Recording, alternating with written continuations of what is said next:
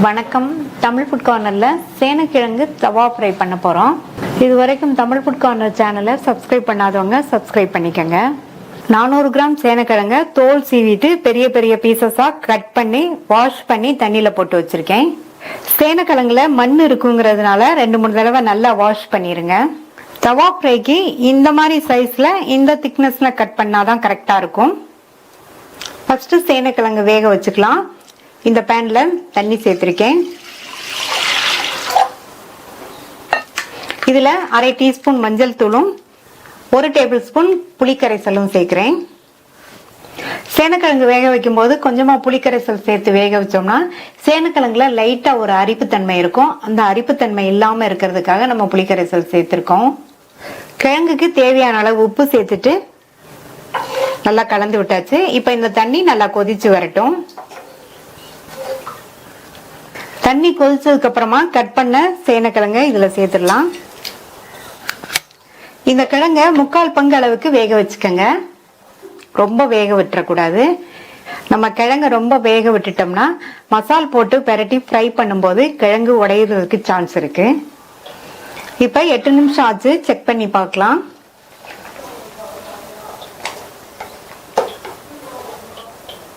இந்த மாதிரி ஒரு பீஸ் எடுத்து ஃபோர்க் வச்சு குத்தி பார்த்தோம்னா லைட்டா ப்ரெஸ் ஆகும். இப்ப தண்ணியை வடிச்சிட்டு கிழங்கு தனியா ஒரு அகலமான பாத்திரத்துல எடுத்து வச்சுக்கோங்க. இந்த பவுல்ல 2 டீஸ்பூன் கடலை மாவு கூடவே 1 டீஸ்பூன் அரிசி மாவும் சேர்த்து இதுல கொஞ்சமா ஒரு 2 டீஸ்பூன் போல தண்ணி சேர்த்து கெட்டியா கரைச்சி வச்சுக்கோங்க.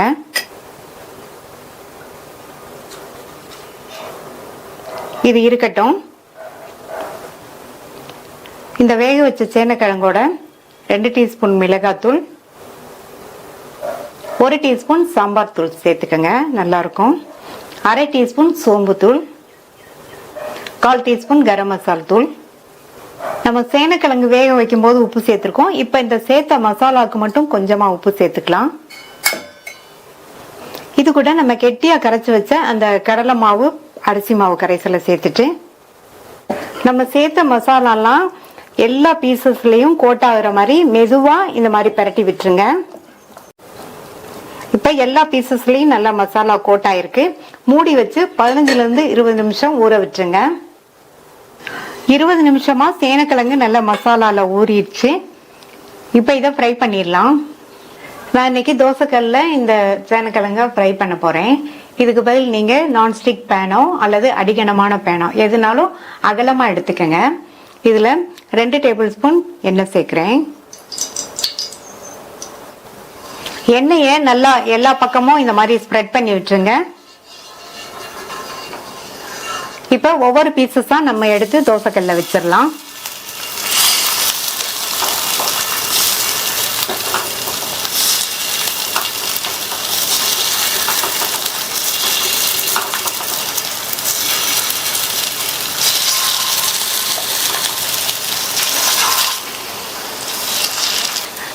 பீசஸ் எல்லாம் சேர்த்ததுக்கு அப்புறமா ஸ்டவ் லோ மீடியம் ஃப்ளேம்ல வச்சிருங்க. ஒரு சைடு ஃப்ரை ஆகி வர்றதுக்கு 2-3 நிமிஷம் ஆகும். இப்போ 3 நிமிஷம் ஆச்சு. ஒரு சைடு வெந்துருச்சு. எல்லா பீசஸையும் இந்த மாதிரி திருப்பி போட்டுருங்க.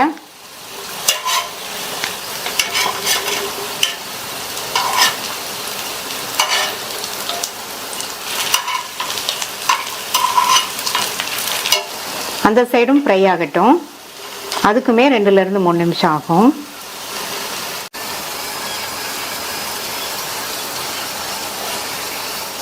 ரெண்டு சைடுமே கிழங்கு ஃப்ரை ஆயிடுச்சு. எடுத்துடலாம்.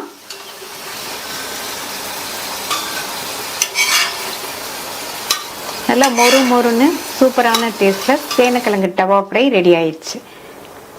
எல்லாத்தையும் ஃப்ரை பண்ணியாச்சு. கடைசி அதுல கொஞ்சமா கறிவேப்பிலை இலையில கார்னிஷிங்காக வறுத்து சேர்த்துக்கலாம்.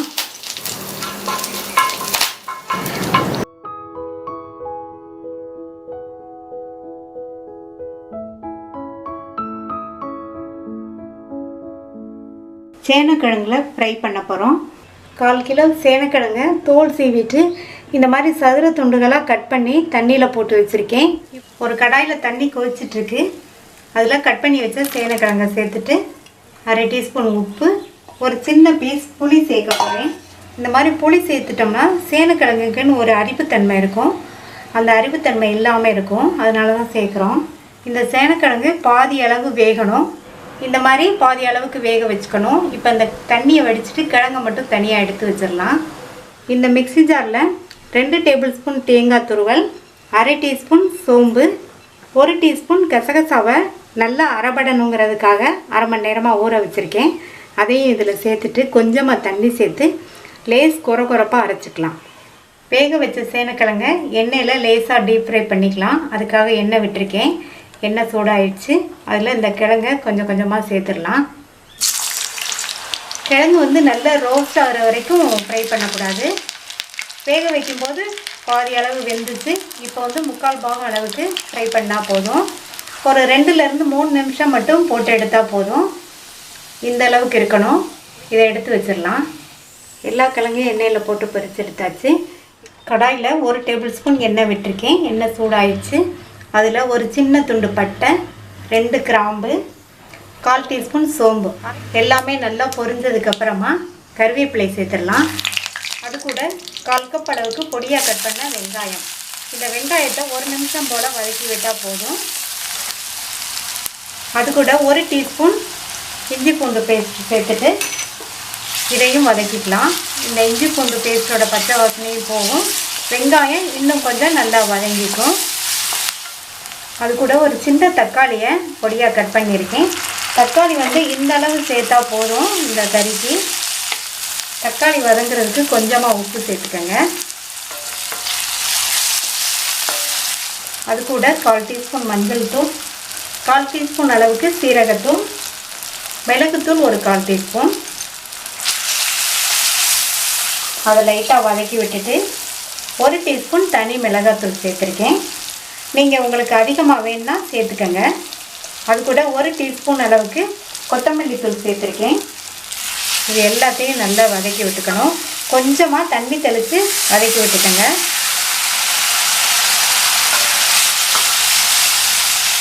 நல்லா இது ஓரங்கள்லாம் எண்ணெய் பிரிஞ்சு வரும். அது வரையும் வதக்கிக்கலாம். இந்த மாதிரி எண்ணெய் எல்லாம் பிரிஞ்சு வந்துருச்சுன்னா பச்சை வாசனை போயிடுச்சுன்னு அர்த்தம். இது கூட எண்ணெயில் பொரித்து இந்த சேனக்கிழங்கை சேர்த்துடலாம். சேர்த்துட்டு இதை நல்லா மிக்ஸ் பண்ணி விடுங்க. இந்த மசாலாவோட நல்லா கோட் ஆகட்டும். இந்த மசாலாவோடு சேர்த்து இந்த ஃப்ரை பண்ண கிழங்கை கொஞ்சம் நேரம் வதக்கி விட்டாச்சு. இது கூட அரைச்ச தேங்காய், சோம்பு, கசகசா விழுதை சேர்த்துடலாம். மிக்ஸி ஜாரை கழுவி கொஞ்சம் தண்ணியும் சேர்த்துக்கங்க. சேர்த்துட்டு நல்லா மிக்ஸ் பண்ணி விட்டுருங்க. இப்போது இதுக்கு உப்பு சேர்க்கணும். வேக வைக்கும்போது உப்பு சேர்த்தோம், தக்காளி வதங்கும் போது கொஞ்சம் உப்பு சேர்த்தோம். அதனால் இதுக்கு பார்த்து கனெக்ட் பண்ணி சேர்த்துக்கங்க. தண்ணி சேர்த்துடலாம். ஒரு 1/2 கப் போல் தண்ணி சேர்த்துருக்கேன். நல்லா மிக்ஸ் பண்ணி விட்டுட்டு மூடி வச்சிடலாம். தேங்காய் சீரகத்தோட பச்சை வாசனையும் போயிடுச்சு. கிழங்கும் நல்லா சாஃப்டாக வெந்துருச்சு. இப்போ ஸ்டவ்வை வந்து சிம்மில் வச்சுட்டு நல்லா இந்த மாதிரி ஃப்ரை பண்ணி விடுங்க. இது அப்படியே சாப்பிட்றதுக்கும் நல்லா தான் இருக்கும். இன்னும் கொஞ்சம் ஃப்ரை ஆனால் டேஸ்ட்டாக நல்லாயிருக்கும். இதை மாதிரி கிண்டி கிண்டி விடுங்க. நல்லா ஃப்ரை ஆகட்டும். மிதமான தீயில வச்சு அப்பப்போ பரட்டி விட்டு நல்லா ஃப்ரை ஆகிடுச்சு பாருங்கள். மட்டனா சேனக்கிழங்கான்னு தெரியாத அளவுக்கு சூப்பராக இருக்கும். இதில் கடைசியாக கொத்தமல்லி தழை சேர்த்துடலாம். சேர்த்துட்டு நல்லா மிக்ஸ் பண்ணி விட்டுடலாம். அவ்வளோதான். சூப்பரான டேஸ்ட்டில் சேனக்கிழங்கு ஃப்ரை ரெடி ஆயிடுச்சு.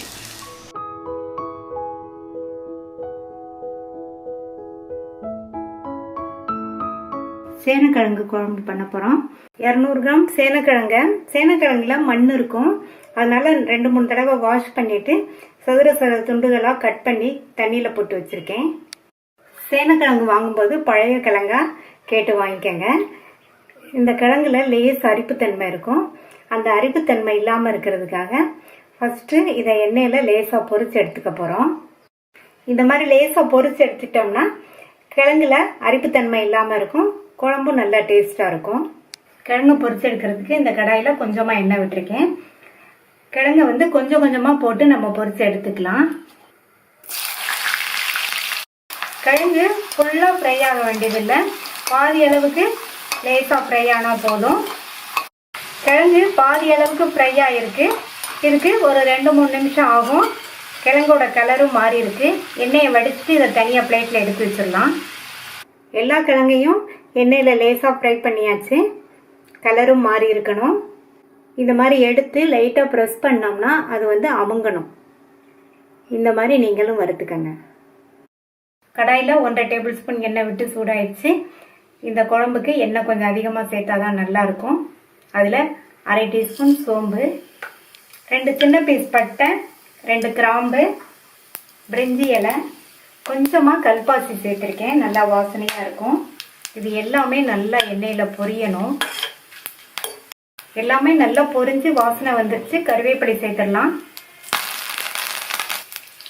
10-12 சின்ன வெங்காயத்தை மிக்ஸி ஜாரில் சேர்த்து 1-2 அரைச்சி வச்சுருக்கேன். இந்த மாதிரி 1-2 அரைச்சா நல்லாயிருக்கும். சின்ன வெங்காயத்துக்கு பதில் நீங்கள் 2 மீடியம் சைஸ் பெரிய வெங்காயம் இருந்தாலும் அரைச்சி இந்த மாதிரி சேர்த்துக்கோங்க. இந்த வெங்காயத்தை அதனுடைய கலர் லைட்டாக மாறுற அளவுக்கு வதக்கிக்கணும். சேர்த்த வெங்காயத்தோட கலர் லைட்டாக மாறி இருக்கு. இது கூட 2 டீஸ்பூன் இஞ்சி பூண்டு பேஸ்ட்டையும் சேர்த்து அதனுடைய பச்சை வாசனை போகிற அளவுக்கு வதக்கிக்கணும்.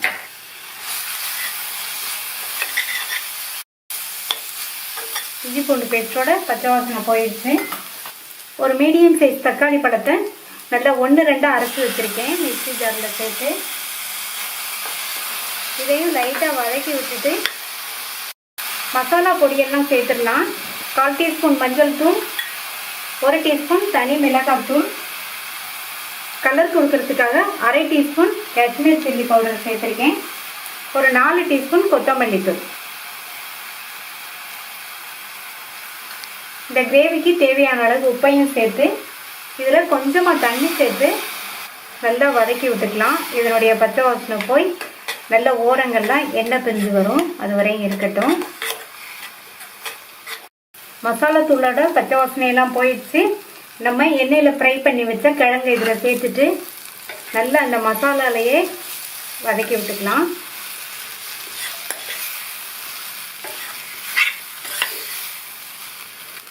நல்லா மசாலாவில் வதக்கி விட்டாச்சு. தண்ணி சேர்த்துடலாம். 1/2 கப் தண்ணி சேர்த்துருக்கேன். தண்ணி சேர்த்து நல்லா மிக்ஸ் பண்ணி விட்டுட்டு நல்லா கலந்து விட்டாச்சு. குழம்பு ஒரு கொதி வரட்டும்.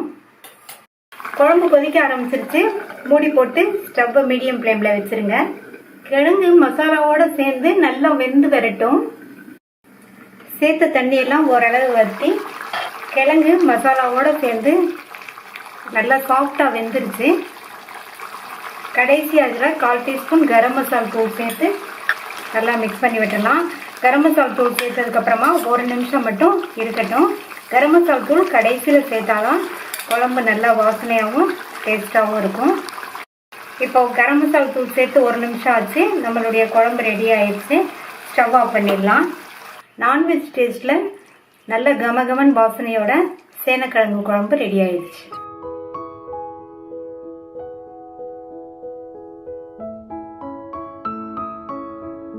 சேனக்கிழங்குல ஒரு சுவையான பொரியல் பண்ண போகிறோம். 1/4 கிலோ சேனக்கிழங்கு எடுத்து வச்சுருக்கேன். இதனுடைய மேல் தோலை சீவிட்டு கழுவிட்டு சின்ன சின்ன துண்டுகளாக கட் பண்ணணும். கட் பண்ணுறதுக்கு முன்னாடி 2 கையிலையும் நல்லெண்ணெய் தடவிக்கங்க. ஏன்னா ஒரு சில கிழங்குகள் வந்து அரிப்புத்தன்மையாக இருக்கும்.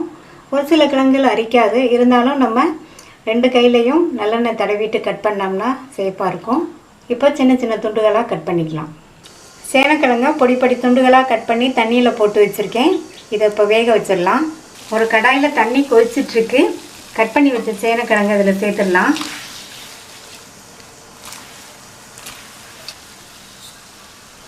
இது கூட கொஞ்சமாக மஞ்சள் தூள், ஒரு சின்ன துண்டு புளி சேர்த்துக்கோங்க. சேனக்கிழங்கு அரிப்புத்தன்மை இல்லாமல் இருக்கும். அது கூட உப்பு ஒரு 1/2 டீஸ்பூன் சேர்த்துருக்கேன். கலந்து விட்டுறலாம். எப்போவுமே சேனக்கிழங்கு வேக வைக்கும்போது ஒரு சின்ன பீஸ் புளி சேர்த்து வேக வைங்க. அப்போ தான் கிழங்கு சாப்பிடும்போது அரிப்புத்தன்மை இல்லாமல் இருக்கும். நல்லா கொதித்து வெந்துட்டுருக்கு. நல்லா சாஃப்டாக வர வரையும் வேகணும். அது வரைக்கும் மூடி வச்சிடலாம். கிழங்கு வெந்துருச்சான்னு பார்க்கலாம்.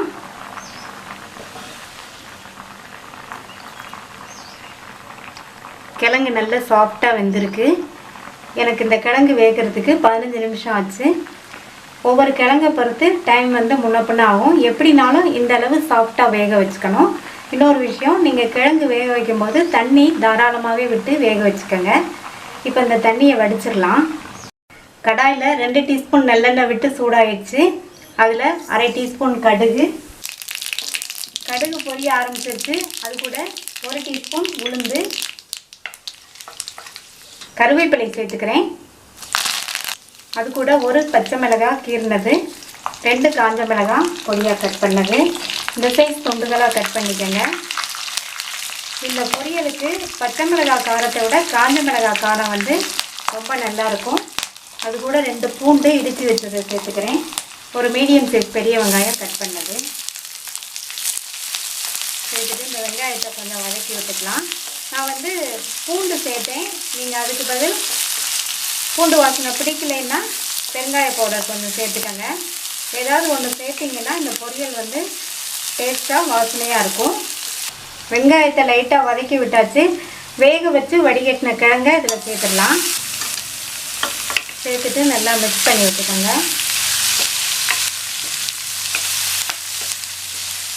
நல்லா ஒரு பரட்டி விட்டுட்டு இதுக்கு தேவையான அளவு உப்பு சேர்த்துடலாம். கிழங்கு வேக வைக்கும்போது கொஞ்சம் உப்பு சேர்த்தோம், அதனால் பார்த்து சேர்த்துக்கோங்க. நல்லா மறுபடியும் ஒரு தடவை மிக்ஸ் பண்ணி விட்டுறணும். இப்படி வதக்கி விட்டுக்கோங்க.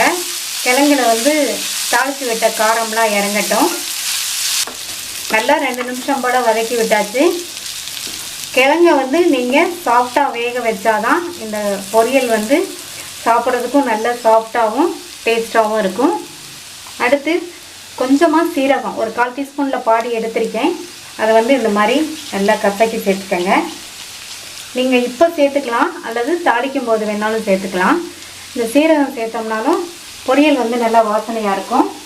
அடுத்து தேங்காய் துருவல் சேர்த்துடலாம். தேங்காய் துருவல் 2 டேபிள் ஸ்பூன் சேர்த்துருக்கேன். சேர்த்துட்டு நல்லா மிக்ஸ் பண்ணி விட்டுருங்க. இந்த ஸ்டேஜில் உப்பு வேணுன்னா செக் பண்ணி லைட்டாக தூவிக்கங்க. கடைசியாக கொத்தமல்லி தழை சேர்த்துட்டோம்னா நம்மளுடைய சேனக்கிழங்கு பொரியல் வந்து இன்னும் நல்லா டேஸ்ட்டாக வாசனையாக இருக்கும். ஸ்டவ் ஆஃப் பண்ணிவிட்டு ஒரு தடவை மிக்ஸ் பண்ணி விட்டுறலாம். அவ்வளவுதான், ரொம்ப சுவையான சேனக்கிழங்கு பொரியல் ரெடி ஆயிடுச்சு. நீங்களும் ஒரு தடவை ட்ரை பண்ணி பார்த்துட்டு லைக், ஷேர் அண்ட் கமெண்ட் பண்ணுங்கள். தமிழ் ஃபுட் கார்னர் சேனலுக்கு சப்ஸ்கிரைப் பண்ணுங்கள். தேங்க்யூ.